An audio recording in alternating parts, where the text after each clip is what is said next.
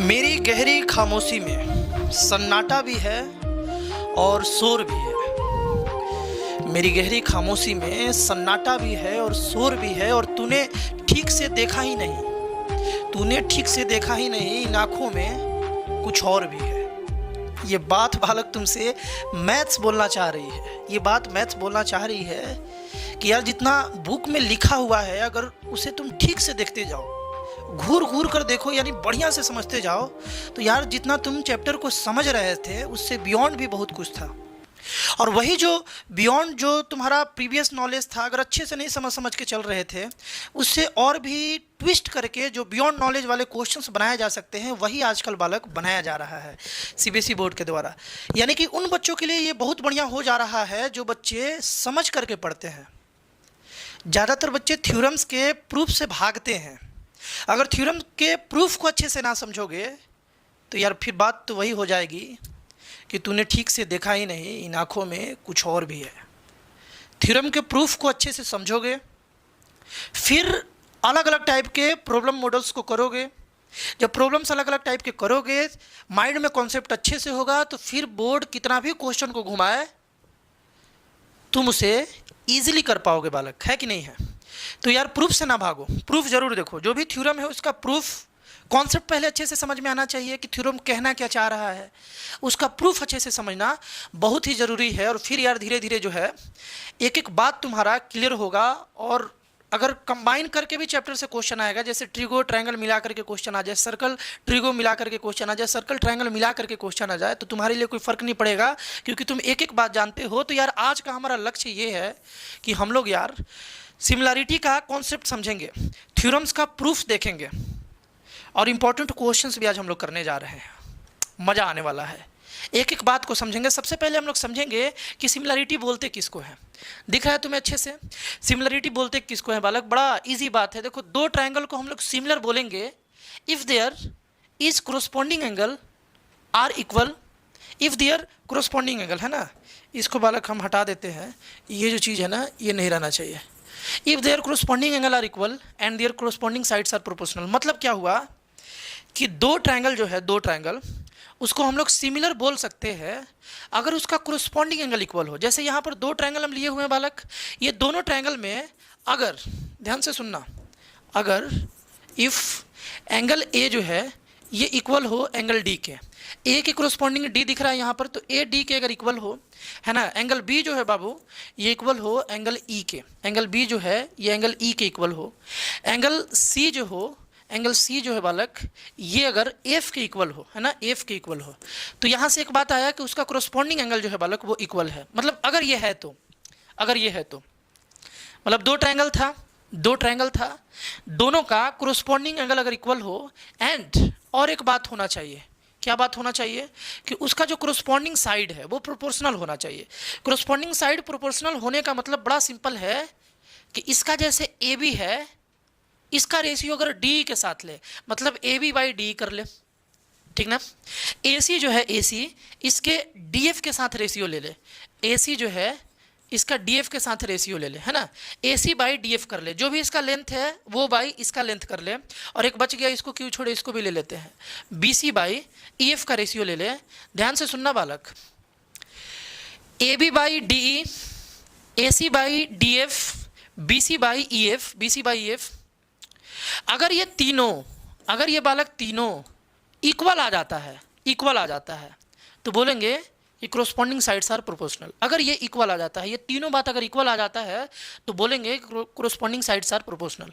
और अगर ये दोनों बात हो जाता है, ध्यान से सुनना, अगर ये दोनों बात हो जाता है, ठीक ना, अगर ये दोनों बात हो जाता है, तो हम लोग बोल सकते हैं कि the given triangles is similar.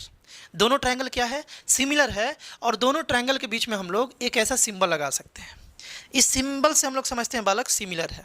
कैसे लिखेंगे? लिखेंगे ट्रायंगल ए बी सी जो है, ए बी सी जो है ये बालक सिमिलर है ट्रायंगल डी ई एफ के, है ना। रूल पढ़ेंगे, जैसा कॉन्ग्रुएंसी था उसी तरीके से इसमें रूल भी पढ़ेंगे, कोई दिक्कत नहीं है, है ना। ए बी सी जो है वो डी ई एफ के पैरेलल है, सॉरी सिमिलर है। देखो बड़ा सिंपल सा बात है, बड़ा सिंपल सा बात है कि दो ट्रायंगल जो है वो कॉन्ग्रुएंट कब होता था, दो कोई भी फिगर कॉन्ग्रुएंट कैसे होता था। देखो दो फिगर कॉन्ग्रुएंट होने के लिए कंडीशन ये था, ध्यान से सुनना बालक, दो ट्रायंगल को कॉन्ग्रुएंट होने के लिए कंडीशन ये था, या दो फिगर को, कि एक दूसरे के ऊपर उसको रखा जाए तो दोनों एक दूसरे को ढक दे। जैसे देखो ये हथेली जो है और ये हथेली, ये वाला कॉन्ग्रुएंट है ना। देखो इसके ऊपर हम इसको रख दिए तो ये जो है ये वाला इसको ढक दिया, और जो ये वाला है इसको भी ढक दिया। देखो इसको भी ढक दिया, दोनों साइड से देखोगे तो एक दूसरे को ये ढक दिया है, तो इस फिगर को बोलेंगे कॉन्ग्रुएंट। बट सिमिलरिटी में ऐसा केस नहीं है। सिमिलर का मतलब होता है एक जैसा। देखो दो इक्विलेटरल ट्रायंगल तुम देखो, है ना, दो बालक तुम क्या देखो, इक्विलेटरल ट्रायंगल देखो, दो तुम देख लो भैया मेरे इक्विलेटरल ट्रायंगल। जैसे एक ये इक्विलेटरल ट्रायंगल, ये एक इक्विलेटरल ट्रायंगल, ये दोनों को अगर देखो तुम तो ये दोनों बालक बिल्कुल एक जैसा दिख रहा है, एक जैसा दिख रहा है। बात क्लियर है।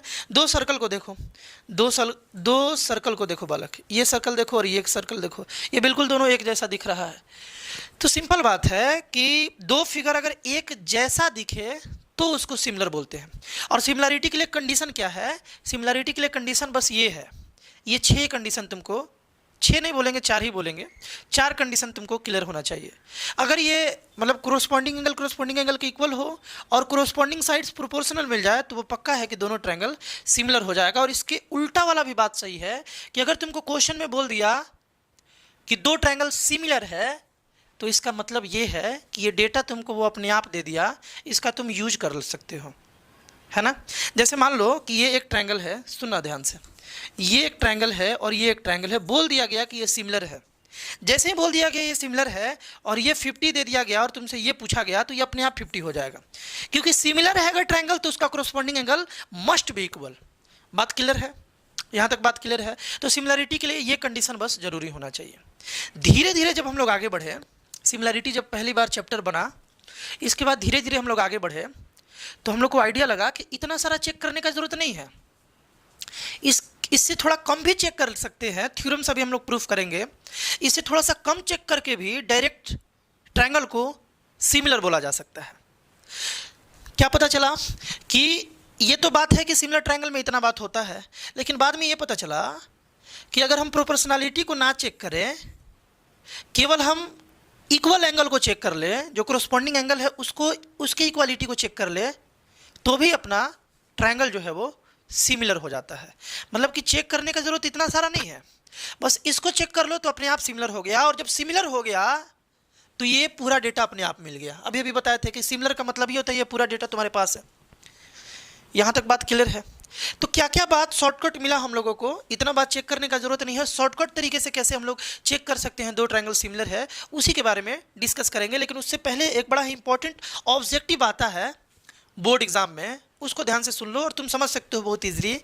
देखो यार, दो कॉन्ग्रुएंट ट्रायंगल हमेशा सिमिलर होता है। क्यों? क्योंकि कॉन्ग्रुएंट ट्रायंगल है, देखो बालक, क्योंकि मान लो कि ये ट्रायंगल और ये ट्रायंगल कॉन्ग्रुएंट है, तो कॉन्ग्रुएंसी में तुम पढ़े हो ना कि उसका कोरोस्पॉन्डिंग एंगल इक्वल होता है। उसका कोरोस्पॉन्डिंग एंगल क्या होता है बालक? इक्वल होता है, तुम पढ़े हो। और कॉन्ग्रुएंट ट्रायंगल है तो कोरोस्पॉन्डिंग साइड भी इक्वल होगा, है ना, कोरोस्पॉन्डिंग साइड भी इक्वल होगा। तो जब तुम इसका रेशियो निकालोगे तो ये और ये इक्वल है तो डिवाइड होकर 1 आ जाएगा। इसका और इसका रेशियो निकालोगे तो ये इसके इक्वल है तो डिवाइड होकर 1 आ जाएगा, क्योंकि इक्वल को जब तुम न्यूमरेटर में रखो और उसी को डिनोमिनेटर में रखो, जैसे मान लो ये 2 है तो ये भी 2 हो गया, 2/2 निकालोगे तो बाबू क्या हो जाएगा? 1 हो जाएगा। तो ये भी 1 आ जाएगा। देखो इसका रेशियो भी 1 आ जाएगा, इसका रेशियो भी 1 आ जाएगा, इसका रेशियो भी 1 आ जाएगा। यानी कि कॉन्ग्रुएंट ट्रायंगल है तो उसका कोरोस्पॉन्डिंग एंगल इक्वल तो होगा ही होगा, साथ साथ उसका कोरोस्पॉन्डिंग साइड भी प्रोपोर्शनल हो जाएगा। इसलिए दो कॉन्ग्रुएंट ट्रायंगल ऑलवेज हमेशा सिमिलर होता है, बट दो सिमिलर ट्रायंगल हमेशा कॉन्ग्रुएंट नहीं होता है। जैसे कि देखो ये दोनों ट्रायंगल सिमिलर है, ये दोनों इक्विलेटरल है तो ये दोनों सिमिलर है, बट ये दोनों कॉन्ग्रुएंट नहीं है। कॉन्ग्रुएंट क्यों नहीं है?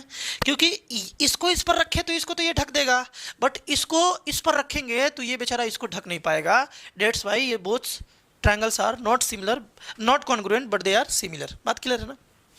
तो इंपॉर्टेंट बात है, दो congruent triangle are always similar, but two similar triangle needs not to be always क्या बालक? कॉन्ग्रुएंट। दो सिमिलर ट्रायंगल जरूरी नहीं है कि वो कॉन्ग्रुएंट होगा। तो थ्योरम की ओर बढ़ते हैं। बड़ा आसान आसान थ्योरम है बालक, 2-3 आसान थ्योरम है। टाइम बचाने के लिए गिवन और टू प्रूफ हम पहले ही लिखे हुए हैं, है ना। टाइम बचाएंगे और मजा लाएंगे। देखोगे बालक, देखोगे बहुत ही ईजी बात है ना। कैसा बात है? बहुत ही ईजी बात है। थ्योरम में क्या बोला गया है, यही थ्योरम हम तुम्हें अभी बता रहे थे कि if two triangles are equiangular. देखो इस वर्ड का मतलब होता है ना, इक्वी एंगुलर का मतलब होता है कि दो ट्रायंगल है, सॉरी हाँ दो ट्रायंगल है, दोनों का क्रोस्पॉन्डिंग एंगल इक्वल है। इक्वी एंगुलर मतलब दो, मतलब ट्रायंगल्स का जो क्रोस्पॉन्डिंग एंगल है वो इक्वल है। मतलब यहाँ पर दिया हुआ है, इस ट्रायंगल में दिया हुआ है कि ट्रायंगल एबीसी और डीईएफ गिवन में इस तरीके से कि जो ए है ये डी के इक्वल है, ए जो है ये डी के इक्वल है, ए डी के इक्वल है, बी जो है ये ई के इक्वल है, बी ई के इक्वल है ना, और सी जो है सी ये एफ के इक्वल है। ये बात बालक तुमको दिया गया है। इसी कंडीशन को बोलते हैं इक्वी एंगुलर, कि दो ट्रायंगल में क्रोस्पॉन्डिंग एंगल इक्वल है। तो तुमको प्रूफ कर देना है देन दे आर सिमिलर। तुमको ये बात प्रूफ कर देना है, यानी क्या प्रूफ करना है बाबू, कि ए बी सी जो है वो सिमिलर होगा। ये सिमिलरिटी का साइन है किसके, डी ई एफ के वो सिमिलर होगा। ये बात प्रूफ कर देना है। इसके लिए एक छोटा सा कंस्ट्रक्शन करना पड़ेगा, और कंस्ट्रक्शन ही ध्यान से समझना। 3 थ्योरम हम लोग पढ़ेंगे, 3 थ्योरम, और तीनों थ्योरम में बालक सेम कंस्ट्रक्शन होगा। इसलिए कंस्ट्रक्शन हम पहले से लिख करके नहीं लाए हैं, हम तुम्हें सिखाएंगे कि कंस्ट्रक्शन कैसे करना है। ध्यान से सुनना, बड़ा ही बेसिक बात है और बड़ा ही आसान बात है। हम ये बोल रहे थे कि ये ए बी का जितना भी लेंथ है छोटे वाले ट्रायंगल का, यहाँ एक ट्रायंगल छोटा है एक ट्रायंगल बड़ा है, तो इस छोटे वाले ट्रायंगल का जितना भी लेंथ है इसको रूलर से मेजर करके एग्जैक्टली इतना ही यहाँ पर कट लगा सकते हैं कि नहीं लगा सकते हैं। मान लो ये 5 है, मान लो ऐसा, लेट ए बी जो साइड है इसका लेंथ 5 है, 5, तो यहाँ पर हम लोग 5 सेंटीमीटर मेजर करके मान लो यहाँ कट कर लिए, कर सकते हैं ऐसा कट। उसी तरीके से AC का जो भी लेंथ है, मान लो AC का 5.5 लेंथ है, तो AC को भी हम यहाँ पर AC इतना ही लेंथ इस DF पर बालक हम यहाँ कट कर लिए। ऐसे कट कर सकते हैं कि नहीं कर सकते हैं? कर सकते हैं। और बालक हम दोनों को ज्वाइन कर दिए, ये दोनों पॉइंट को हम ऐसे ज्वाइन कर दिए, है ना। ज्वाइन करके इसका नामकरण भी कर दिए। नामकरण देखो EF तक हो गया, इसको G बोल दिए बाबू, और इसको हम H बोल दिए। अरे ऐसा बोल सकते हैं कि नहीं बोल सकते हैं? बोल सकते हैं। लिखेंगे कैसे इसको, कंस्ट्रक्शन में लिखेंगे कैसे, ध्यान से सुनना। कंस्ट्रक्शन में लिखेंगे cut DE and DF at, देखो DE को कहाँ कट किए, G पर एंड H पर, है ना, रिस्पेक्टिवली G और H पर हम लोग कट कर लिए। सच डैट इस तरीके से बाबू कि AB जो है ना ये इक्वल आ जाए, AB जो है DG के बराबर आ जाए, DG के बराबर आ जाए, एंड AC जो है ये DH के बराबर आ जाए, AC जो है ये DH के बराबर आ जाए। देखो बाबू 3 थ्योरम कराएंगे, तीनों में सेम कंस्ट्रक्शन लिखना है, सेम कंस्ट्रक्शन बिल्कुल यही लिखना है, तो हम वहाँ जल्दी जल्दी लिख देंगे। बात क्लियर है? कंस्ट्रक्शन समझ गए? अब हम आते हैं प्रूफ में। प्रूफ बड़ा ही इजी है इसका। प्रूफ कैसे करेंगे? गिवन तो समझ गए हो ना क्या क्या है, गिवन तुम समझ गए होगे। देखो बालक ध्यान से देखना, तुम एकदम ध्यान से, मज़ा आने वाला है। हम ये बोल रहे थे कि यहाँ पर इन दोनों ट्रायंगल में चला जाए, प्रूफ में इन दोनों ट्रायंगल में चला जाए, in triangle ABC and triangle DGH में चला जाए, DGH में, दो ट्रायंगल में हम जा रहे हैं। दोनों ट्रायंगल में बाबू अपने पास क्या क्या है? अपने पास देखो क्या क्या है। अपने पास है यहाँ पर AB जो है साइड ये इक्वल आ गया DG के। कैसे भैया? लिखोगे थ्रू कंस्ट्रक्शन के थ्रू, है ना, कंस्ट्रक्शन के थ्रू। AB जो है ये DG के बराबर आ गया। AC जो है, AC के पहले एंगल A जो है ये एंगल D के बराबर है। कैसे भैया? गिवन है ये, है ना। और AC जो है ये किसके बराबर है? तो AC जो है वो DH के बराबर है। ये भी क्या है? थ्रू कंस्ट्रक्शन, है ना, कंस्ट्रक्शन के थ्रू। बात क्लियर है यहाँ तक? AC जो है ये DH के बराबर है। तो हम लोग यहाँ बोल सकते हैं कि सो ट्रायंगल जो है, कौन सा ट्रायंगल भैया? ट्रायंगल ABC जो है, ABC ये कॉन्ग्रुएंट हो गया, ABC जो है ये कॉन्ग्रुएंट हो गया DGH के, है ना। ट्रायंगल DGH के बालक ये कॉन्ग्रुएंट हो गया। ये बात तो इतना तो बात हम लोग बोल सकते हैं भैया, इतना बात हम लोग बोल सकते हैं, ठीक है, बोल दिए।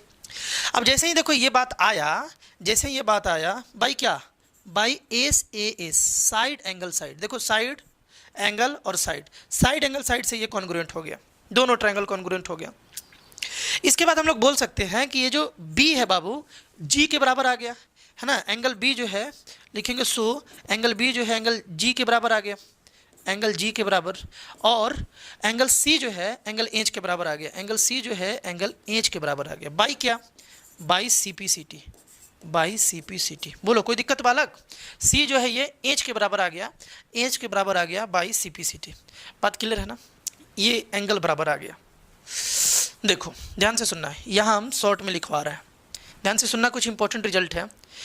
b जो है ये g के बराबर है, और b जो है ये e के बराबर है, b जो है ये e के बराबर है। गिवन में है कि b e के बराबर है और b g के बराबर है, हम लोग प्रूफ कर दिए। इस इक्वेशन को मान लो 1 है ना, इन दोनों इक्वेशन को 1 मान लेते हैं या इसको 2 मान लेते हैं। ध्यान से सुनना, ये 1 इक्वेशन है, ये 2 इक्वेशन है, हम लोग ड्राइव किए हैं। देखो यहाँ पर वी हैव हम लोग लिखेंगे, we have angle B is equal to E. कैसे भैया, ये बात कैसे आया, बी ई के बराबर कैसे आया? तो ये बात गिवन था, सारा बात प्रॉपरली लिखते चलोगे। और बी जो है ये जी के बराबर, बी जो है ये जी के बराबर कैसे आया? एबव प्रूफ्ड, ऊपर में प्रूफ किए, या लिख सकते हैं फ्रॉम इक्वेशन 1। अभी इसको इक्वेशन 1 लेट किए हुए हैं, है ना, दिख रहा है ना अच्छे से बालक? फ्रॉम इक्वेशन 1, चलो ठीक है, फ्रॉम इक्वेशन 1 इसको, b जो है वो g के बराबर है। अब बताओ कि b जो है वो e के बराबर है और b जो है ये g के बराबर है, ये दो बात है। तो क्या e g के बराबर नहीं आ गया? e जो है बाबू e जो है e ये g के बराबर नहीं आ गया? लिखोगे सो एंगल e जो है ये एंगल g के बराबर आ गया। सिमिलरली इसी तरीके से बाबू डायरेक्ट अब हम लिख रहे हैं कि देखो c जो है वो f के बराबर है, c f के बराबर है, इसके बराबर है ना, इसके बराबर है। और c जो है वो h के बराबर है, c ही f के बराबर है, c ही h के बराबर है। तो सिमिलरली हम लोग लिख सकते हैं कि h f के बराबर है, h जो है बाबू f के बराबर है। प्रॉपरली तुम लिखोगे इसी तरीके से जैसे बता रहे हैं। दो बात हम लोगों को मिल गया, एक ये कि g जो है वो e के बराबर है और h जो है वो f के बराबर है। थोड़ा इसको ऊपर करते हैं, बात क्लियर हो रहा है क्या? बात क्लियर हो रहा है ना? थोड़ा सा बालक इसको हम ऊपर कर लेते हैं। अब देखोगे, ध्यान से देखोगे, आराम आराम से मजा आएगा। ध्यान से तूने देखा ही नहीं, इन आँखों में कुछ और भी था। जी जो है ये ई के बराबर है और एच जो है ये एफ के बराबर है। इसका मतलब क्या हुआ? इसका मतलब ये हुआ कि जो ये वाला लाइन है जी एच जो है वो ई एफ के पैरेलल होगा, क्योंकि ये दोनों एंगल वाला कोरस्पॉन्डिंग एंगल है। तो हम लोग डायरेक्ट लिख सकते हैं। देखो यहाँ से हम यहाँ आ जाते हैं, देखो ध्यान से यहाँ आ जाते हैं हम लोग, यहाँ पर डायरेक्ट लिख सकते हैं। सो जी एच जो होगा ये बालक पैरेलल होगा, पैरेलल होगा। किसके पैरेलल होगा? ईएफ के। क्या रीजन में लिखोगे? रीजन में यहाँ जगह छोड़ दे रहे हैं, तुम लिख लेना। क्या लिखोगे? यहाँ लिखोगे since G and E are corresponding angle and both are equal. ये वाला एंगल और ये वाला एंगल यानी H and F are corresponding angle, ये दोनों कोरस्पॉन्डिंग एंगल है। अगर ये दोनों इक्वल हो गया, इसका मतलब जी एच को एफ के पैरेलल होना ही पड़ेगा, क्योंकि कोरस्पॉन्डिंग एंगल आर इक्वल तब होता है, कोरस्पॉन्डिंग एंगल इक्वल तभी होता है जब दो लाइन पैरेलल हो, है ना। लिख ही दे क्या इसको? इसको बालक हम लिख ही देते हैं, है ना। क्या लिखोगे यहाँ पर? ये जो जी एच ई एफ के पैरेलल है तो क्यों है, रीजन भी तो डालना पड़ेगा। लिखोगे since angle G angle E and angle H angle F are corresponding angle. ये जो है बालक कोरस्पॉन्डिंग एंगल है ना, ये दोनों कोरस्पॉन्डिंग एंगल है। बस इतना डाल दोगे, है ना, कोरस्पॉन्डिंग एंगल, बस इतना लिख दोगे, टीचर समझ जाएंगे कि ये दोनों कोरस्पॉन्डिंग एंगल है और दोनों इक्वल है। डेट्स वाई जी एच जो है ये ई एफ के पैरेलल होगा। जी एच जो है बालक ये ई एफ के पैरेलल होगा। अब बताओ जी एच जब ई एफ के पैरेलल हो गया, है ना, जी एच जो ई एफ के पैरेलल, तो थेल्स थ्योरम से एक हम लोगों को बाबू रिजल्ट मिल गया। यहाँ पर देखो जी एच जो है ई एफ के पैरेलल है, तो पक्का डी जी जो है डी जी और जी का रेशियो डी एच और एच एफ के बराबर हो जाएगा। यानी कि हम लोग लिख सकते हैं कि डी जी बाई जी जो है ये इक्वल हो जाएगा D H by H F के, D H by H F. बोलो ये बात क्लियर है कि नहीं है? ये इक्वल हो जाएगा, है ना। डी जी बाई जी ई का जो रेशियो है वो D H by H F के इक्वल हो जाएगा। By what? By Thales theorem. Thales theorem से तुम बोल सकते हो कि ये बात हम लोगों को मिलता है, ये बात मिला हमको। अब यहाँ पर देखो, ध्यान से सुनो, यहाँ पर हम कुछ खेल करते हैं, ध्यान से सुनना। यहाँ पर थोड़ा सा खेल करना पड़ेगा प्रूफ के लिए, छोटा सा खेल करना पड़ेगा, है ना, छोटा सा खेल करना पड़ेगा। देखो हम क्या खेल कर रहे हैं। हम ये बोल रहे थे कि डी जी बाई, इसको रेसिप्रोकल कर लिया जाए तो ये क्या बन जाएगा? जी ई बाई डी जी, है ना। ये क्यों रेसिप्रोकल कर रहे हैं हम तुमको बताए हुए हैं थेल्स थ्योरम में, है ना, कि जब वन ऐड करना हो तो हम लोगों को देखना होता है कि किसको गायब करना है। जिसको गायब करना है उसको हम लोग न्यूमरेटर में भेज देते हैं। अभी हम लोगों को प्रूफ में जी से कोई मतलब नहीं है बालक, हम लोगों को प्रूफ में जी से कोई मतलब नहीं है, लेकिन डी जी से मतलब है। देखो जो प्रूफ है ना, हम लोगों को उसमें ए बी अभी डी जी से मतलब होगा, जी से कोई मतलब नहीं होगा, इसलिए हम लोग डी जी को रखेंगे, जी को गायब करेंगे। देखो कैसे बता रहे हैं, जी को हम लोग गायब करेंगे, अभी तुरंत तुम समझ जाओगे, घबराना नहीं है, आराम से देखो। यहाँ पर हम क्या बोल रहे थे कि दोनों साइड 1 ऐड कर सकते हैं, कोई दिक्कत नहीं है, कर लिए। यहाँ पर डी जी जो है ना, एलसीएम ले लिए तो डी जी यहाँ पर आ जाएगा, डी जी प्लस बालक जी हो जाएगा, ये सब करना सिखाया गया है।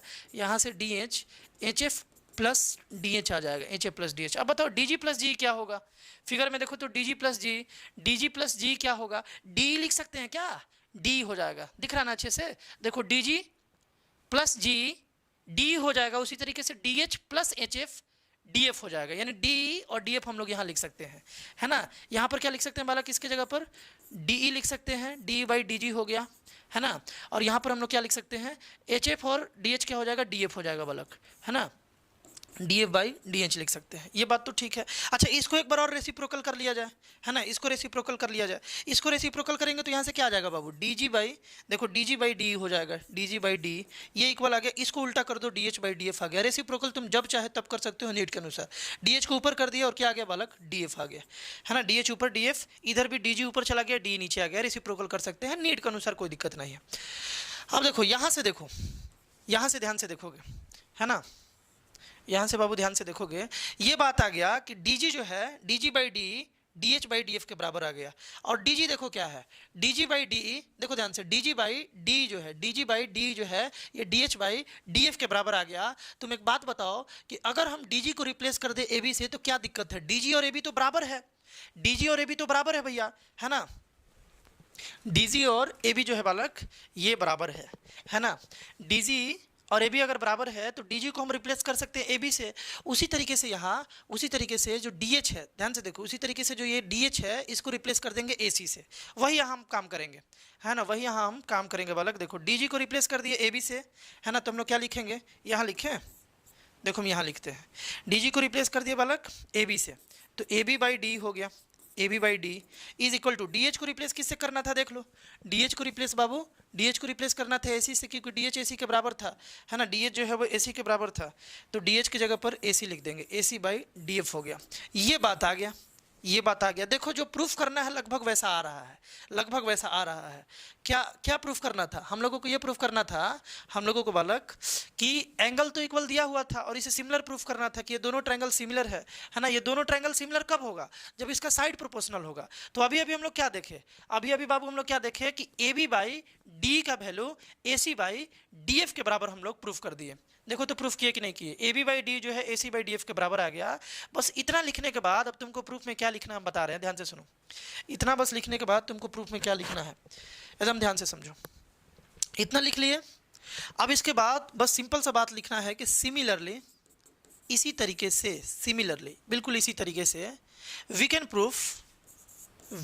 प्रूफ, हम लोग प्रूफ कर सकते हैं। जैसे हम लोग अभी कंस्ट्रक्शन किए, यहाँ भी तुम ध्यान से देखो, देखो यहाँ पर हम लोग इक्वल इसके बराबर इसको कर दिए, इसके बराबर इसको कर दिए, है ना। इस तरीके से कट लगा के जब हम लोग प्रूफ करना स्टार्ट किए तो हम लोग कहाँ तक पहुँचे, ए बी बाई डी को प्रूफ कर दिए ए सी बाई डी एफ के कर दिए।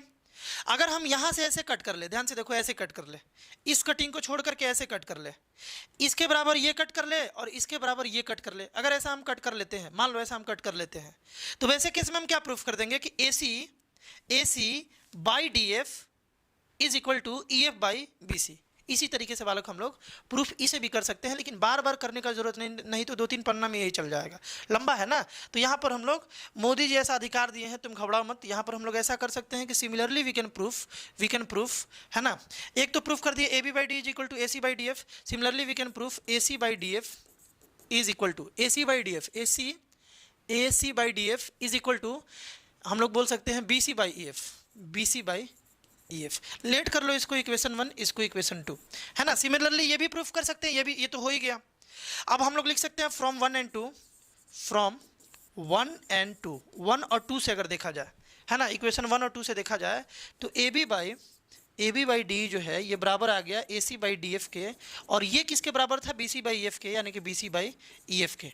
अब देखो एंगल हम लोगों को इक्वल दिया हुआ था बालक, एंगल हम लोगों को इक्वल दिया हुआ था, और हम लोग साइड को प्रोपोर्शनल कर दिए प्रूफ यहाँ पर बिल्कुल इसी तरीके से बिल्कुल। ये देखो ध्यान से पूरा एक एक प्रोसेस देखो क्या क्या कंस्ट्रक्शन किया गया। वीडियो को रिवाइंड करके देखो, लंबा है थोड़ा सा लेंदी है, लेकिन रिवाइंड करके थोड़ा स्पीड करके देखोगे तो एक एक बात तुमको बालक समझ में आ जाएगा। तो सिंपल सा बात है बालक, आगे से ध्यान से सुनो। आगे से क्या है कि दो अगर ट्रायंगल है और दोनों में अगर क्रॉसपोंडिंग एंगल इक्वल है, तो बिल्कुल इसी तरीके से हम लोग प्रूफ कर सकते हैं कि जब भी दो ट्रायंगल में उसका कोरोस्पोंडिंग एंगल इक्वल होगा तो उसका कोरोस्पोंडिंग साइड अपने आप प्रोपोर्शनल हो जाएगा, तो आगे से अगर हम लोगों को दो ट्रायंगल मिल गया, दो ट्रायंगल जिसका कोरोस्पोंडिंग एंगल इक्वल है, तो यार उसे हम लोग सिमिलर बोल सकते हैं by A similarity, by angle similarity हम लोग इजीली उसको सिमिलर बोल सकते हैं, है ना। कोरोस्पोंडिंग एंगल चेक करने का जरूरत नहीं है क्योंकि अभी हम लोग देख लिए, sorry corresponding side proportional proof करने का जरूरत नहीं है क्योंकि अभी हम लोग देख लिए थ्योरम के थ्रू कि ये होता ही है। जब एंगल इक्वल है कोरोस्पोंडिंग तो हम लोग यहाँ तक पहुँच सकते हैं, इसे प्रूफ कर सकते हैं, तो बार बार प्रूफ करने की जरूरत नहीं है। अब आगे हम लोग इसे यूज कर लेंगे। मतलब क्या है, ध्यान से सुनो। मतलब क्या है कि एक ट्रायंगल है और एक ट्रायंगल है, मान लो जैसे ये 40 डिग्री है, ये 30 डिग्री है, और यहाँ पर जो है ये 40 और ये 30 हो गया तो 110 हो जाएगा। यहाँ भी मान लो ये 40 है, ये 30 है, हालांकि ये 110 है। तो इस तरीके से अगर दो ट्रायंगल दिया हुआ है तो इसको, इसके साइड के प्रोपोर्शनलिटी को हमें नहीं चेक करना है, हम लोग डायरेक्ट लिख सकते हैं कि दोनों ट्रायंगल सिमिलर है बाई ए सिमिलरिटी। क्यों? क्योंकि इसका कोरोस्पोंडिंग एंगल इक्वल होता है। अभी अभी प्रूफ किए थे हम लोग कि अगर कोरोस्पोंडिंग एंगल इक्वल है तो कोरोस्पोंडिंग साइड अपने आप प्रोपोर्शनल हो जाता है। अभी अभी तो प्रूफ किए है कि नहीं है। तो इसको हम लोग किस रूल से बोलेंगे कि ये दोनों सिमिलर है, तो बोलेंगे एंगल रूल से ये दोनों सिमिलर है। एक और इंपॉर्टेंट बात है, ध्यान से सुनना, एक और इंपॉर्टेंट बात। अगर अभी अभी जो ट्रायंगल एग्जांपल लिए थे इसको ध्यान से देखो, ये जैसे 30 है, मान लो ये 40 है, इसको भी हम 30 बोल देते हैं और इसको हम 40 बोल देते हैं। केवल हमको इतना मालूम हो कि दो ट्रायंगल में केवल कोरोस्पोंडिंग दो एंगल इक्वल है, बस हमको इतना मालूम है। तो क्या बालक तीसरा अपने आप ना इक्वल हो जाएगा क्या? ध्यान से देखो तो ये 30 के बराबर, ये 40 के बराबर, तो यार इसको तो एंगल सम प्रॉपर्टी के अनुसार इसको तो यार 110 होना ही पड़ेगा ना, तब ना ये तीनों मिलके 180 होगा। और इधर भी ये 30 ये 40, तो यार इसको तो 110 होना ही पड़ेगा। यानी इंपॉर्टेंट टू नोट है कि दो ट्रायंगल में अगर दो एंगल इक्वल हो तो यार तीसरा तो अपने आप बराबर हो जाता है। कोई भी ट्रायंगल ले लो, जैसे मान लो एक ये ट्रायंगल लिए, एक ये ट्रायंगल लिए, इसमें मान लो ये 90 है, ये 60 है, इसमें ये 90 है, ये 60 है ना। तो बालक ये तो अपने आप 30 हो जाएगा। अरे होगा कि नहीं होगा? होगा ना, बात समझ रहे हो ना। तो इस तरीके से बालक इजीली हम लोग प्रूफ कर सकते हैं और इजीली हम लोग सिमिलरिटी को यूज कर सकते हैं। कोई भी दो ट्रायंगल जो है, सिमिलरिटी के कॉन्सेप्ट को यूज कर सकते हैं थ्योरम को, कि कोई भी दो ट्रायंगल है, वो दोनों ट्रायंगल में अगर तीन एंगल इक्वल मिल जाए या बस दो एंगल इक्वल मिल जाए तो वो दोनों ट्रायंगल सिमिलर होता है। कोरोस्पोंडिंग साइड प्रोपोर्शनलिटी चेक करने का कोई ज़रूरत नहीं है। बात समझ गए?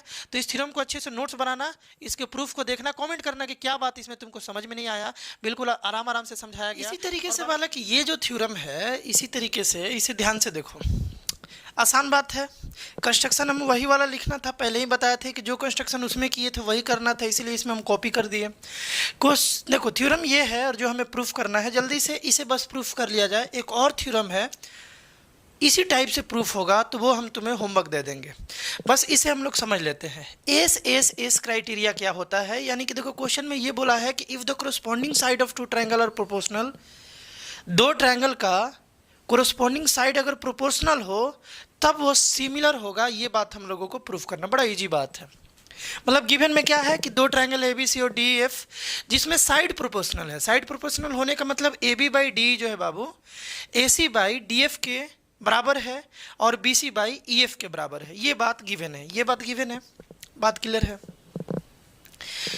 प्रूफ क्या करना है कि A B C D F के सिमिलर है, ये बात हम लोग को प्रूफ करना है। इसका मतलब ये हुआ कि साइड तो प्रोपोर्शनल है ही, अगर हम लोग प्रूफ कर दे कि कोरोस्पोंडिंग एंगल इक्वल है तो अपने आप सिमिलर हो गया। सिमिलरिटी का कंडीशन तो तुमको पढ़ा ही दिए। इसके लिए कंस्ट्रक्शन जो पिछले थ्योरम में किए थे वही करेंगे। क्या करेंगे भाई, डीई और डीएफ को, देखो डीई और डीएफ को हम लोग कट कर लेंगे, है ना, और ऐसे ज्वाइन कर देंगे। कहाँ कट करेंगे भाई? जी पर और एच पर कट कर लेंगे, जी और एच पर कट कर लेंगे। किस तरीके से कट करेंगे? इस तरीके से कि जो ए बी है डी जी के बराबर हो, डी जी के बराबर हो, और जो ए सी है वो डी एच के बराबर हो, ए सी डी एच के बराबर हो। इस तरीके से बालक हम लोग कट कर लेंगे। अरे है कि नहीं है? कंस्ट्रक्शन समझ में आ गया? प्रूफ में आते हैं, बड़ा ही सिंपल प्रूफ है। देखो बाबू, हम लोग के पास क्या है? वी हैव मतलब गिवन, वी हैव गिवन, हम लोगों को क्या दिया हुआ है? क्या दिया हुआ है बताओ? हम लोगों को दिया हुआ है A B by D, A B by D जो है, ए बी बाई डी ये इक्वल दिया हुआ है बालक। किसके इक्वल दिया हुआ है? A C by D F A, C C by D F के इक्वल दिया हुआ है। अरे बात क्लियर है ना? ये बात तो दिया हुआ है। यहाँ पर देखो, अब देखो ध्यान से सुनो। ए बी के प्लेस पर, ए बी के प्लेस पर अगर हम लोग डी जी रिप्लेस कर दे तो क्या दिक्कत है? डी जी लिख देते हैं, डी जी बाई डी जो है ये इक्वल आ गया, और ए सी के प्लेस पर डी एच पुट कर देते हैं क्योंकि दोनों इक्वल है। ए सी और डी एच इक्वल है कंस्ट्रक्शन के थ्रू, कंस्ट्रक्शन के थ्रू है ना।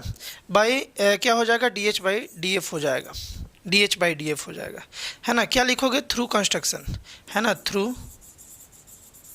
कंस्ट्रक्शन, कंस्ट्रक्शन के थ्रू, कंस्ट्रक्शन, है ना। क्या इक्वल है? कंस्ट्रक्शन के थ्रू हम लोग लिख देंगे कि ए बी जो है वो डी जी के इक्वल है और ए सी जो है वो डी एच के इक्वल है। बिल्कुल बाबू, ऐसे ही तुम्हें सॉल्व करना है, एक एक बात का रीजन लिखते चलना है। हम ये बोल रहे थे, देखो हम क्या बोल रहे थे, हम ये बोल रहे थे कि अपने पास क्या मिल गया? डी जी बाई डी जो है, D G by D H by D F के बराबर है। हमें इसे थेल्स थ्योरम में कन्वर्ट करना है। अगर हम इसको रेसिप्रोकल कर लें तो ये बालक डी बाई डी जी हो जाएगा और ये हो जाएगा डी एफ बाई जो है ये डी एच हो जाएगा, है ना। इसको थोड़ा सा इधर शिफ्ट कर लेते हैं और हम ये बोल रहे हैं कि अगर हम दोनों साइड -1 कर ले, -1 कर ले, हमको छोटा करना है। ये जो पूरा डी है ना, डी जो है, खैर यहाँ से भी हम डायरेक्ट थेल्स थ्योरम लिख सकते थे, लेकिन तुम पूरा प्रॉपरली लिखना है ना, पूरा बना करके लिखना। इस डी को हमको जी में कन्वर्ट करना है, पूरे डी को हमको जी में कन्वर्ट करना है, इसीलिए -1 कर लिए। -1 करते ही देखो बाबू क्या होगा, डी जी अगर तुम एलसीएम ले लोगे तो ये बन गया डी ई, है ना, D E minus D G बन गया। अब एक बात बता दो, एक बात बता दो, पूरे डी में से अगर तुम डी जी को माइनस करोगे, ध्यान से देखो, पूरे डी में से अगर डी जी को माइनस करोगे तो क्या जी नहीं आ जाएगा? तो यहाँ हम लोग जी लिख सकते हैं ऊपर में, है ना। उसी तरीके से यहाँ पर डी एच अगर हम एलसीएम ले लें तो ये बन गया D F minus D H, है ना। डी एफ में से अगर हम डी एच माइनस कर ले तो एच एफ आ जाएगा, यानी कि यहाँ पर हम लोग लिख सकते हैं, कहाँ लिखे भैया? देखो हम यहाँ लिख रहे हैं, इसी बात को यहाँ लिख रहे हैं, D minus D G. D में से डी जी को माइनस किए बालक तो आ गया ये जी आ गया, जी आ गया, और जी बाई क्या था? डी जी, नीचे तो डी जी ही है, नीचे बालक डी जी है, कोई दिक्कत? और यहाँ पर D F minus D H है, देखो D F minus D H यानी कि एच एफ हो गया, एच एफ, इसके प्लेस पर हम लोग एच एफ लिख सकते हैं, और बाई बालक यहाँ पर डी एच हो गया, है ना, डी एच हो गया। और ये क्या है? इसका रेशियो इसके रेशियो के बराबर है। इसको उल्टा करके भी लिखा जा सकता है। ये क्या है? ये रेशियो जब बराबर आ जाए तो बालक हम लोग बोल सकते हैं कि जी एच जो है वो ई एफ के पैरेलल है by converse of Thales theorem. क्या बालक? By converse of Thales theorem. So direct हम लिख दे रहे हैं जी एच जो है बालक ये पैरेलल आ गया ई एफ के बाबू पैरेलल आ गया, जी एच जो है ई एफ के पैरेलल आ गया। रीजन डाल देना ब्रैकेट में, by converse of Thales theorem, कि अगर एक लाइन दो साइड को सेम रेशियो में डिवाइड करती है, ये जो लाइन है इस साइड और इस साइड को सेम रेशियो में बांट रहा है, तो ये पक्का थर्ड साइड के पैरेलल होगा by converse of Thales theorem. ये वाला प्रूफ हम लोग देखे थे बालक, तो यहाँ पर लिख लेंगे ब्रैकेट में by converse of Thales theorem. अब बताओ कि अगर जी एच जो है ई एफ के पैरेलल है तो ये वाला एंगल इसके इक्वल आ गया और ये वाला एंगल बालक किसके इक्वल आ गया? अरे बोलो आया कि नहीं आया? ये बात आया ना हो, ये वाला एंगल इसके इक्वल, ये वाला एंगल इसके इक्वल आ गया, कोरोस्पोंडिंग एंगल। डायरेक्ट लिख दे रहे हैं। सो अगर ये पैरेलल है तो हम लोग बोल सकते हैं कि एंगल जी जो है ये इक्वल आ जाएगा एंगल ई के। जी जो एंगल है ये ई के इक्वल आ गया, और एंगल एच जो है ये बालक एंगल एफ के इक्वल आ गया। ये वाला एंगल बाबू एंगल एफ के इक्वल आ गया। बात क्लियर है ना? जी के इक्वल और एच एफ के इक्वल, है ना। सिंस या डायरेक्ट लिख दोगे कोरोस्पोंडिंग एंगल, कोरेस्पोंडिंग, है ना, एंगल। ब्रैकेट में रीजन जरूर डालोगे बालक, बार बार हम यही बता रहे हैं, नंबर यहाँ कटता है, ब्रैकेट में क्या किए कैसे किए उसका रीजन जरूर डालना है। तो क्रॉसपॉन्डिंग एंगल का बात है, ये दोनों क्रॉसपॉन्डिंग एंगल। चलो इसको, इन दोनों को हम एक साथ इक्वेशन 1 मान लेते हैं, ये दोनों, या इक्वेशन 1 2 दोनों मान सकते हो, इक्वेशन 1 मान लेते हैं एक साथ, दोनों को, दोनों का यूज आने वाला है। अब देखो ध्यान से सुनना, ध्यान से बाबू सुनना, हम जो बोलना चाह रहे हैं, इस ट्रायंगल में चला जाए DGH में, DGH में देखो, DGH में हम डायरेक्ट कुछ लिख रहे हैं, डायरेक्ट लिख रहे हैं, नहीं तो वीडियो बहुत लंबा हो जाएगा। समझ पा रहे हो ना, कुछ डायरेक्ट लिखना चाह रहे हो तुम समझ जाओगे, बस ध्यान दो। देखो DGH जो है और DEF जो है, DGH जो है और DEF जो है, ये दोनों ट्रायंगल बालक सिमिलर है, क्योंकि देखो इस छोटे वाले ट्रायंगल में ये एंगल जो है बड़ू वाले ट्रायंगल के इस एंगल के बराबर है ना। और यहाँ से जो छोटू वाला ट्रायंगल है, देखो यहाँ से जो छोटू वाला ट्रायंगल है, इसका एच एंगल जो है, एच एंगल ये एफ के बराबर है। ध्यान से सुनो, फ्रॉम बाई इक्वेशन 1, या हम लोग आराम से भी प्रूफ करें तो कोई ज़्यादा दिक्कत ना है, कर ही लेते हैं। ध्यान से सुनो, आराम से प्रूफ करते हैं। हम लोग चलते हैं इन ट्रायंगल चलते हैं ABC में, एंड ट्रायंगल ABC में नहीं जाएंगे, सॉरी बालक, ABC से हम लोगों को क्या लेना देना है, हम लोग इन दोनों ट्रायंगल को प्रूफ करते हैं। DGH in triangle DGH and triangle DEF, ये दो ट्रायंगल में जाते हैं, है ना। डायरेक्ट लिखे तो एंगल G जो है बालक एंगल E के बराबर है, और एंगल H जो है एंगल F के बराबर है, एबव प्रूफ्ड, है ना। या फ्रॉम इक्वेशन 1 लिख लो, फ्रॉम इक्वेशन 1 में हम लोग प्रूफ किए हैं, है ना। यहाँ से ये लिख सकते हैं, लिखेंगे, देखो लिखेंगे सो ट्रायंगल, अब तरीके से लिखेंगे कैसे ये दोनों ट्रायंगल सिमिलर है, कौन कौन सा, DGH छोटू वाला ट्रायंगल और DEF बड़ू वाला ट्रायंगल, ये दोनों कैसे सिमिलर है। तो देखो बता रहे हैं, पहला ट्रायंगल बाबू अपने मन से लिख लो, DGH अपने मन से लिख लो, लिख लिए। दूसरा ट्रायंगल बाबू हमेशा सोच समझ के, अभी हम क्वेश्चन कराएंगे, 2 क्वेश्चन कराएंगे छोटा सा, उससे तुमको सिमिलरिटी लिखना सिखाएंगे कि प्रॉपरली लिखते कैसे हैं।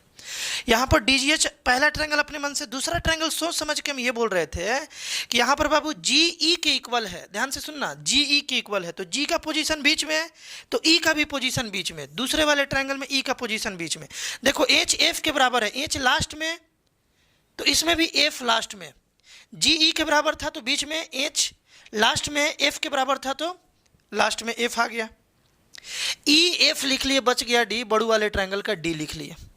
यानी कि इस तरीके से लिखते हैं, DGH जो है वो सिमिलर होगा DF, अपने मन से पहला ट्रायंगल और दूसरा ट्रायंगल सोच समझ के, और इसको लिखेंगे, रीजन डाल देंगे by AA similarity. AA similarity भी होता है क्योंकि 2 ट्रायंगल में अगर 2 एंगल इक्वल आ जाए तो तीसरा तो यार अपने आप इक्वल हो जाता है। बात क्लियर है। अब ये सिमिलर आ गया, सिमिलर आ गया तो यहाँ से हम लोगों को कुछ मिल गया बालक, ध्यान से देखो, अगर सिमिलर आ गया ना तो हम लोगों को क्या मिला, इधर से जो GH है, देखो इधर से जो GH है वो बालक EF के बराबर, GH बाई EF जो है, यहाँ पर GH बाई EF जो है बालक, ये DG बाई, देखो हम लिखेंगे DG बाई, देखो इधर से DG 2 स्टार्ट से, है ना, 2 स्टार्ट से, इधर से 2 स्टार्ट से, है ना, तो DG इधर से भी 2 स्टार्ट से DE, इसका रेशियो बराबर हो जाएगा GH बाई, देखो GH बाई EF के बराबर हो जाएगा, और क्या बराबर होगा, DH बाई, देखो DH बाई DF के बराबर हो जाएगा, ये बात मिल जाएगा। रीजन में क्या डालेंगे, कैसे मिला भैया, ये बात हम लोगों को कैसे मिला, DG by DE GH by EF is equal to DH by DF, ये कैसे मिला, ये तो DF है भाई, रुकोगे भैया, ये जो है ना, देखो ये है DH बाई DF इधर एक गैप करके और इधर बालक DF एक गैप करके, तो ये कैसे मिला, ये मिला बाई CPST का मतलब corresponding part of similar triangle are always equal, इसलिए ये बात मिल गया, या प्रोपोर्शनल, है ना, उसका यूज करके हम लोग ये बात लिख सकते हैं, ये बात हम लोगों को मिल गया। अब इसमें से देखेंगे कि अपने काम का क्या है, देखो बड़ा आसान हो गया, अब तुरंत ये प्रूफ हो गया, बहुत ही आसान हो गया।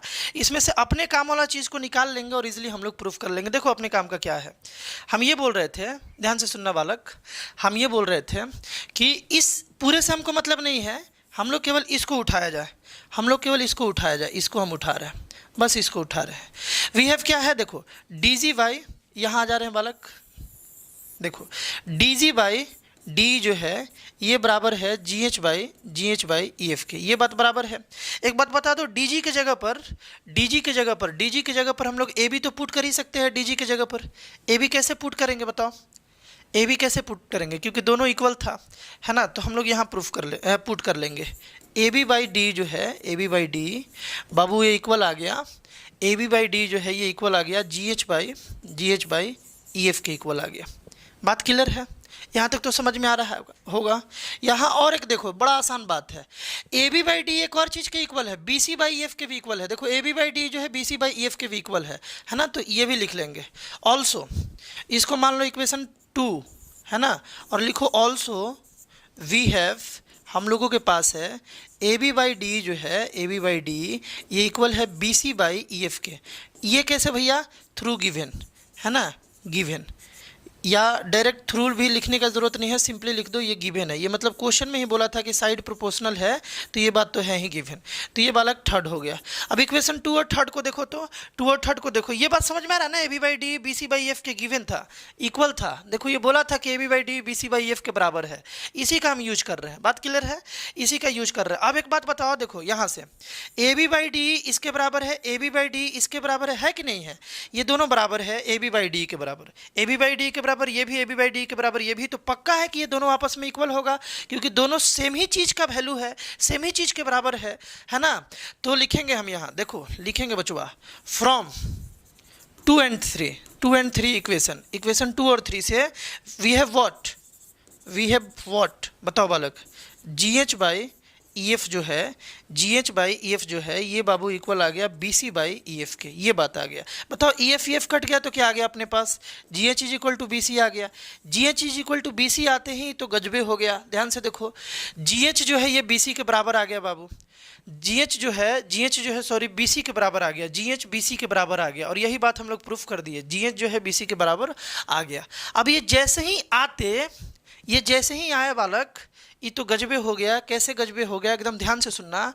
ये इसके इक्वल भाई थ्रू कंस्ट्रक्शन, ये जो है इसके इक्वल ये भी कंस्ट्रक्शन से, और ये वाला इसके इक्वल। यार ये तो हम लोग प्रूफ कर दिए, ये बात तो हम लोग प्रूफ कर दिए। तो क्या हम, अगर तुम बोलो तो हम डायरेक्ट लिख सकते हैं क्या? यहाँ पर एक बात हम छोटा सा डायरेक्ट लिखने का कोशिश कर रहे हैं। ध्यान से देखना, यहाँ ध्यान से देखना बालक, ये इसके इक्वल कंस्ट्रक्शन से, ये इसके इक्वल और ये इसके इक्वल, तो डायरेक्ट हम लिखेंगे सो, तुम लेकिन प्रॉपरली लिखना, सो ट्रायंगल ABC जो है ये बालक कॉन्ग्रुएंट हो गया।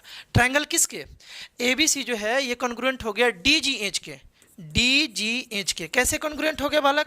By SSS congruency. SSS पढ़े होगे, साइड कॉन्ग्रुएंसी। दिख रहा है ना अच्छे से पूरा चीज? साइड से। कैसे भैया? देखो AB जो है ये DH के इक्वल, AB जो है ये DH के इक्वल, BC जो है ये GH के इक्वल, BC जो है ये GH अभी प्रूफ किए, और AC जो है ये DH के इक्वल, AC जो है इधर से गैप करके इसके इक्वल। तो हम लोग डायरेक्ट लिख सकते हैं बाई SSS। ये दोनों कॉन्ग्रुएंट हो गया ट्रायंगल। जैसे ही कॉन्ग्रुएंट हुआ भैया, तो एंगल A जो है इधर से स्टार्टिंग वाला के बराबर हो गया, D के बराबर, और जो B है ये बालक G के बराबर हो गया। बीच वाला बराबर हो गया, है ना, और जो C है लास्ट वाला, ये बालक लास्ट वाला के बराबर हो गया बाई CP/CT। इस बात से ये बराबर हो गया। कोरोस्पोंडिंग साइड प्रोपोर्शनल दिया हुआ था, और कोरोस्पोंडिंग एंगल लगभग हम लोग इक्वल प्रूफ कर चुके हैं, बस थोड़ा सा लिखना है। तो यार जब कोरोस्पोंडिंग साइड प्रोपोर्शनल था ही, उसके हेल्प से कोरोस्पोंडिंग एंगल को हम लोग इक्वल प्रूफ कर ही दिए, तो क्या दोनों ट्रायंगल सिमिलर नहीं हो गया? सिमिलर हो गया। चलो कर देते हैं। AD के बराबर हमको चाहिए, इसको छोड़ देते हैं। देखो BG के बराबर है, और यहाँ देखो फ्रॉम वन देखो GE के बराबर है। ध्यान से सुनना, BG के बराबर है, चाहे तुम ऐसे सोचो, GB के बराबर है और GE के बराबर है। तो G ही B के बराबर है, G ही E के बराबर है। इसका मतलब B और E आपस में बराबर है ना। फ्रॉम वन या यूजिंग इक्वेशन 1 माने थे इसको, इक्वेशन 1 माने थे। Using equation 1 we have angle B जो है ये E के बराबर हो जाएगा, है ना। उसी तरीके से देखो H जो है F के बराबर है, H जो है F के बराबर है है ना। और यहाँ पर एच जो है वो सी के बराबर है। देखो एच एफ के बराबर है और एच जो है वो सी के बराबर है, यानी कि एफ और सी आपस में बराबर है कि एंगल सी जो है ये एंगल एफ के बराबर हो जाएगा। एंगल सी जो है इसी तरीके से यूज करके हम लोग बोल सकते हैं। तो बताओ अब यहाँ पर सिंस ए जो है ये बाबू डी के बराबर आ गया, डी के बराबर आ गया, एंगल बी जो है ये बालक एंगल ई के बराबर आ गया, और एंगल सी जो है ये एंगल एफ के बराबर आ गया। सो हम लोग बोल सकते हैं कि ट्रायंगल ए बी सी जो है ये सिमिलर हो गया ट्रायंगल डी ई एफ के। ये बालक बात हम लोग बोल सकते हैं कि ए बी सी जो ट्रायंगल था ये सिमिलर हो गया ट्रायंगल डी ई एफ के। कोई दिक्कत? साइड देखो पिछले प्रूफ में क्या था कि एंगल इक्वल दिया हुआ था, कोरोस्पोंडिंग एंगल, तो हम लोग साइड को प्रोपोर्शनल प्रूफ कर दिए। और इसमें क्या था कि साइड प्रोपोर्शनल दिया हुआ था, हम लोग एंगल इक्वल प्रूफ कर दिए। डेट्स वाई दोनों फार्मूला दोनों थ्योरम प्रूफ हो गया और हम लोग का जो ट्रायंगल है वो सिमिलर हो गया। लेकिन आगे से ध्यान से सुनना, आगे से हम लोगों को ये प्रूफ करके चेक करने का जरूरत नहीं, बस थ्योरम एक बार प्रूफ कर लिए, माइंड में बैठ गया कि ये होता है।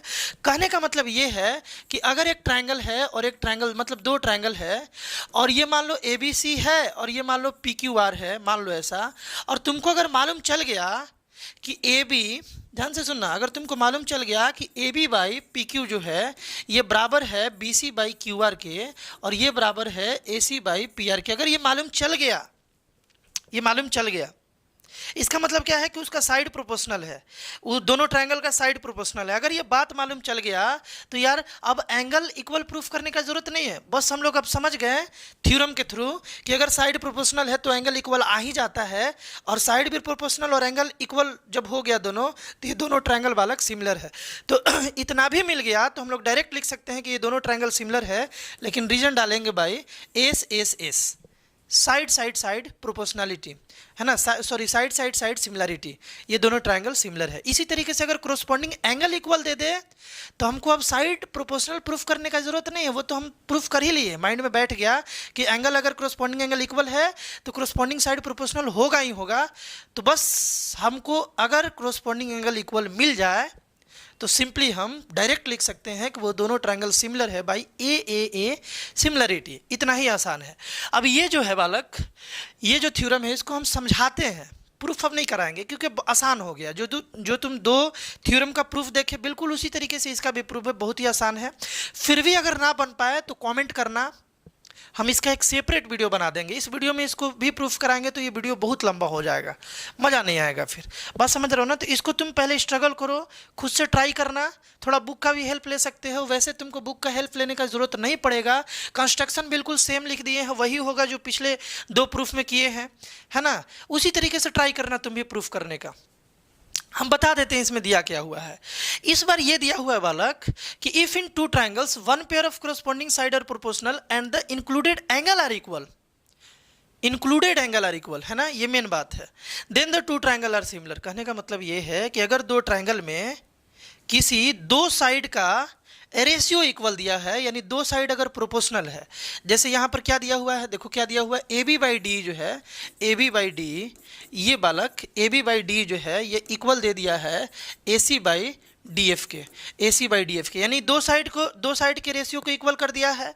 और बोला है कि इंक्लूडेड एंगल, जिस दो साइड का, ध्यान से सुनना, जिस दो साइड का प्रोपोर्शनलिटी तुम देखे हो, रेशियो इक्वल दिया हुआ है, उसी का इंक्लूडेड एंगल, उसी का इंक्लूडेड एंगल जो है ना, उसी का इंक्लूडेड एंगल इक्वल दिया है, ए डी के बराबर है। ये इसके बराबर नहीं दिया है, ध्यान दो, जो दो साइड प्रोपोर्शनल दिया है ना उसी के बीच वाला एंगल, एंगल ए जो है एंगल डी के बराबर दिया हुआ है।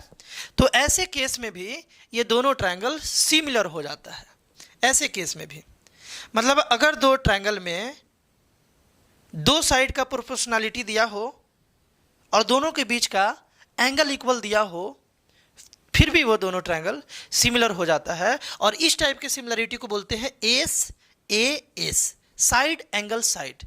याद रहे एंगल बीच में ही होना चाहिए, कोई दूसरा एंगल इक्वल दे दे तब वो सिमिलर नहीं होगा, समझ गए ना। तो इस तीन हम लोग क्राइटेरिया पढ़े बालक, वैसे तो चार पढ़ लिए, ध्यान से सुनना। एक क्या पढ़े, एंगल एंगल एंगल सिमिलरिटी, एक पढ़े एस एस एस सिमिलरिटी, और एक पढ़े S A S similarity. Clear है। तीनों एंगल कोरोस्पोंडिंग इक्वल हो तो ट्रायंगल सिमिलर हो जाता है, बाकी दूसरा कुछ चेक करने का जरूरत नहीं है। तीनों साइड प्रोपोर्शनल हो तो भी ट्रायंगल सिमिलर हो जाता है दोनों, चेक करने का बाकी कुछ ज़रूरत नहीं, बस साइड प्रोपोर्शनल हम लोग चेक कर ले। और कोई दो साइड का रेशियो इक्वल मिल जाए और उसके बीच का इंक्लूडेड एंगल इक्वल मिल जाए तो भी ट्रायंगल सिमिलर हो जाता है। और यहाँ से एक और रिजल्ट हम लोग स्मार्टली देखे थे कि 3 एंगल का छोड़ो भैया, कोई 2 एंगल भी इक्वल मिल जाए फिर भी वो दोनों ट्रायंगल सिमिलर होता है। ये भी बात हम लोग देख लिए। बात क्लियर है ना? तो बस ये 4 बात अगर ध्यान में रखोगे तो यार सिमिलरिटी पे कमांड जो है वो बड़ा बेहतर आ जाएगा। बस 2 क्वेश्चन छोटा सा कर लिया जाए, है ना? दिख तो रहा होगा अच्छे से। बस 2 क्वेश्चन बालक छोटा सा कर लिया जाए, बड़ा सा नहीं, छोटा सा, बस 2 क्वेश्चन। इसके बाद जो अगला वीडियो पार्ट आएगा उसमें हम लोग सिमिलरिटी का जितना भी बेहतरीन क्वेश्चन है वो सारा देखेंगे। आज ही आएगा वो वीडियो भी बालक, आज ही आने वाला है ना? इसको अच्छे से पढ़ो और उसके बाद वो जो पूरा क्वेश्चंस वाला जो वीडियो है उसमें बढ़िया बढ़िया हम क्वेश्चन बना रहे हैं। कलेक्शन जो है PYQ ऑफ बोर्ड, है ना? उसमें कुछ बेसिक भी डालेंगे और कुछ एडवांस लेवल का क्वेश्चन डालेंगे। सारा क्वेश्चन एक ही वीडियो में किया जाएगा, लेकिन वो वीडियो समझने के लिए ये वाला वीडियो बहुत ज़रूरी है ना? इस क्वेश्चन में देखो क्या है, ये एक बार बोर्ड में आया हुआ था क्वेश्चन, बहुत ही आसान है। इस क्वेश्चन के थ्रू हम लॉजिक भी समझाएंगे कि सिमिलरिटी से कैसे डील किया जाता है, मतलब ये सब का कैसे यूज किया जाता है, कैसे प्रॉपरली लिखा जाता है, वो सारा बात बताएंगे। मज़ा आने वाला है। देखो ये फिगर देख रहे हो, इस फिगर में बचवा तुमको एंगल F का वैल्यू नहीं मालूम है और तुमको निकालने बोल बैठा है। एंगल F का वैल्यू नहीं मालूम है, लेकिन अगर घूर घूर कर देखो, घूर घूर कर, तो यार यहाँ तुमको कुछ गेम दिखेगा। देखो ना, 6/12 कर दो 1/2 आता है।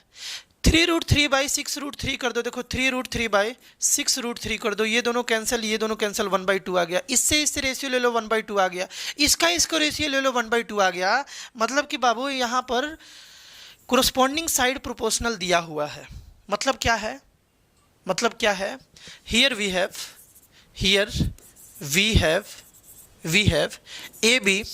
AB जो है, ध्यान से सुनो, AB जो है ये FD के साथ अगर रेशियो लोगे, FD के साथ अगर रेशियो लेते हो, है ना? किसके साथ बालक? FD के साथ अगर रेशियो लेते हो, है ना? तो ये बराबर है। देखो AB का FD के साथ रेशियो लेने पर ये बराबर है BC का EF के साथ रेशियो लेने पर, EF के साथ रेशियो लेने पर। और ये बराबर है बालक AC का, है ना? AC का किसके साथ? देखो 3√3 है, ED के बराबर, AC और D इसका रेशियो लेने पर।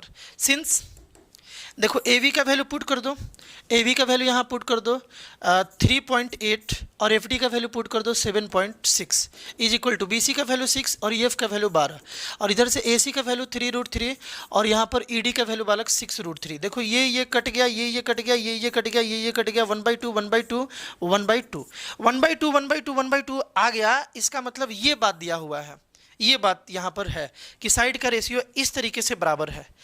अगर इस तरीके से बराबर है ना, साइड का रेशियो इस तरीके से बराबर है, तो देखो सिमिलरिटी कैसे लिखेंगे, एकदम गौर करना, यही मेन बात है। सिमिलरिटी लिखेंगे कैसे? ऐसा नहीं है कि जैसे मन वैसे लिख देंगे, प्रॉपरली लिखेंगे, तभी एंगल का इक्वालिटी हम लोगों को सही ढंग से मिलेगा। मजा आएगा। ध्यान से देखो, हम क्या बोल रहे हैं ना, सिमिलरिटी लिखने के लिए पहला ट्रायंगल अपने मन से लिख दो, कोई टेंशन नहीं है। फर्स्ट ट्रायंगल अपने मन से लिख दो, जैसे मन वैसे लिख दो। ABC लिखो, BAC लिखो, CAB लिखो, कुछ भी लिख दो। दूसरा ट्रायंगल बाबू सोच समझ के ध्यान से सुनो। AB जो है इसका रेशियो किसके साथ बना रहे थे? FD के साथ। तो यहाँ पर बाबू ट्रायंगल में FD तुमको पहले लिखना होगा, FD पहले लिखना होगा। ये DF भी हो सकता है, रुको जरा, ये DF भी हो सकता है सीन के अनुसार। आगे देखो, ये BC किसके प्रोपोर्शनल है? BC जो है ये EF के प्रोपोर्शनल है, EF के प्रोपोर्शनल है ना? EF के प्रोपोर्शनल है तो BC लास्ट में है ना, BC लास्ट में है तो EF भी लास्ट में होना चाहिए। इसीलिए हम लोग इसको थोड़ा सा चेंज करेंगे। देखो DF को हम लोग, देखो FD को हम लोग DF लिख लेंगे, FD को बालक हम लोग DF लिख लेंगे, DF लिख लिए। अब BC किसके प्रोपोर्शनल? EF के, है ना? तो यहाँ E लिख लेंगे। अब देखो एकदम इक्वालिटी आ गया। अब देखो एकदम जो सिमिलरिटी का कंडीशन था वो प्रॉपर आ गया। देखो कैसे, ध्यान से सुनना। देखो AB/DF जो है, AB/DF जो है यानी FD जो है ये बराबर है BC/FE के, BC/EF के। और देखो AC/DE के, AC बाई डी के, है ना। इधर से एक गैप करके रेशियो लिए तो इधर से भी एक गैप करके लिए, इधर से स्टार्टिंग का 2 लिए तो इधर से भी स्टार्टिंग का 2 लिए, और इधर से BC में से लास्ट से 2 लिए तो इधर से भी लास्ट से 2 लिए। यानी कि लिखना बड़ा, पहला ट्रायंगल अपने मन से लिख दो, दूसरा ट्रायंगल बालक इसको देखते हुए कि कौन किसका प्रोपोर्शनलिटी इक्वल है उसके अनुसार इसको अरेंज करना है। और यहाँ पर ये सिमिलर कैसे हुआ बाई एस सिमिलरिटी, क्योंकि यहाँ पर साइड प्रोपोर्शनल है, साइड प्रोपोर्शनल है। ये भी 1/2 आ गया, ये भी 1/2 आ गया, ये भी 1/2 आ गया, यानी साइड का बात हो रहा है। ये तो बात क्लियर है। तो जैसे ही ये सिमिलर हो गया, साइड प्रोपोर्शनल था, तो सिमिलर होते ही हम बताए थे कि 2 ट्रायंगल अगर सिमिलर प्रूफ कर दो तो तुम्हें 6 रिलेशन मिलता है। पहला क्या कि इस तरीके से ये तीनों साइड प्रोपोर्शनल है, और दूसरा क्या कि तीनों कोरस्पॉन्डिंग एंगल इक्वल होगा। देखो ए जो है ना ये डी के बराबर हो जाएगा, ए जो है बाबू ये डी के बराबर हो जाएगा, बी जो है ना ये एफ के बराबर हो जाएगा, और सी जो है बालक ये ई के बराबर हो जाएगा। सी जो है ये ई के बराबर है। एफ का वैल्यू पूछा है ना, तो f का वैल्यू देखो, f किसके बराबर बाबू, b के बराबर, f b के बराबर हो गया, और b 60 है तो f जो है अपना बालक 60 डिग्री हो गया। f ही निकालना था, है ना। तो यार इसी तरीके से हम लोग सिमिलरिटी का आनंद उठाते हैं, सिमिलरिटी का यूज करते हैं। समझ गए ना, ये क्वेश्चन अगर तुम अच्छे से समझ जाओ तो सिमिलरिटी का यार 80% चीज़ तो तुमको समझ में आ गया। अब बस बच गया कुछ अच्छे अच्छे क्वेश्चंस का प्रैक्टिस कर लेना, उससे और क्लैरिटी बनेगा और आइडिया लगेगा, मज़ा आएगा। एक और अच्छा सा क्वेश्चन कर लिया जाए, लास्ट क्वेश्चन है ना। हम तो चाहेंगे यार कि एक बार वीडियो को रोक लो, पहले ट्राई करो, फिर सोल्यूशन देखो, मज़ा आने वाला है, मज़ा आएगा। और हमको उम्मीद है कि जितना इस वीडियो में बात बताया गया उतना जान गए हो, तो ये अब आसानी से तुम प्रूफ कर दोगे। इस फिगर में बोला था कि POS जो है वो ROQ के सिमिलर है। देखो क्या बोला था, गिवन था कि ट्रायंगल POS जो है ना वो सिमिलर है ट्रायंगल ROQ के। POS जो यहाँ से हम अभी तो बताएं यार कि एंगल P जो है ना एंगल R के इक्वल हो गया, एंगल O जो है ना एंगल O के इक्वल हो गया, एंगल S जो है एंगल Q के इक्वल हो गया।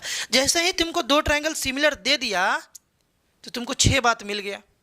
अब वो 6 बात में से तुमको क्या यूज करना है, देखो और 3 बात क्या मिला, ये 3 बात तो तुमको मिल गया, और 3 बात देखो क्या मिला। देखो कैसे लिखना है, PO बाई RO, देखो PO बाई RO, इधर से 2 इधर से भी 2, स्टार्टिंग से 2 तो स्टार्टिंग से 2, फिर देखो लास्ट से 2 तो इधर से लास्ट से 2, है ना, यानी कि equal to OS by OQ। और यहाँ से देखो एक गैप करके तो इधर से भी एक गैप करके, यानी कि PS बाई RQ हो गया। ये तुमको मिल गया, है ना, यहाँ तक तो तुमको मिल गया। लेकिन तुम देखो कि तुम्हारे क्वेश्चन के अनुसार इसमें से क्या यूज है। ये तो 2 ट्रायंगल को सिमिलर बोला तो इतना डेटा मेरे पास अपने आप आ गया, हम बताए थे। बट तुम्हारे लिए क्या बेनिफिशियल है, क्वेश्चन का डिमांड क्या है, बस उसी का यूज करो। यहाँ पर क्वेश्चन में था कि तुमको प्रूफ करना है कि PS जो है ये RQ के बराबर है। अब देखो यहाँ पर एंगल S जो है मतलब ये वाला एंगल 1 जो है ये एंगल Q के बराबर है, यानी इसके बराबर है। देखो तो एंगल S जो है ये इसके बराबर है। अब एक बात बताओ, अगर ये एंगल और ये एंगल बराबर है, ध्यान से सुनना, अगर ये एंगल बराबर है, क्योंकि S और Q बराबर हम लोग को मिल गया क्योंकि ये दोनों ट्रायंगल सिमिलर था। अगर ये दोनों एंगल बराबर है बचवा, तो क्या ये और ये लाइन पैरेलल ना हो गया?